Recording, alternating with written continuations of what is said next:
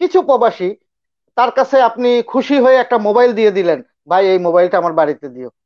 সে দেশে যাওয়ার পরে কি করলো, এয়ারপোর্ট থেকে যাওয়ার পরে, হ্যাঁ ভাই আমি পৌঁছছি ঠিক মতন, ভাই দুর্ঘটনা একটা হয়ে গেছে, আপনার মোবাইলটা তো এয়ারপোর্টে রেখে দিছে। হ্যাঁ শাহেদ ভাই আমি দেশে যাইতেছি। এক বন্ধু বলল, ভাই তুমি দেশে যাইতেছো তো তুমি এক কাজ করো, আমার বাড়িতে একটু যোগাযোগ করতে পারবা, এই ঠিকানা যোগাযোগ করতে পারবা, কইরে আমার টাকাটা কিছু জিনিসপত্র দেই, এটা করতে পারবা? তখন কিন্তু স্যার, এখনকার প্রবাসী বাংলাদেশি আর তখনকার প্রবাসী বাংলাদেশির মধ্যে অনেক তফাৎ।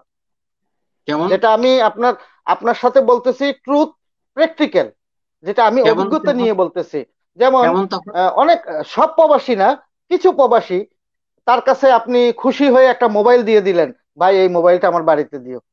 সে দেশে যাওয়ার পরে কি করলো, এয়ারপোর্ট থেকে যাওয়ার পরে, হ্যাঁ ভাই আমি পৌঁছছি ঠিক মতন, ভাই দুর্ঘটনা একটা হয়ে গেছে, আপনার মোবাইলটা তো এয়ারপোর্টে রেখে দিছে। হুম।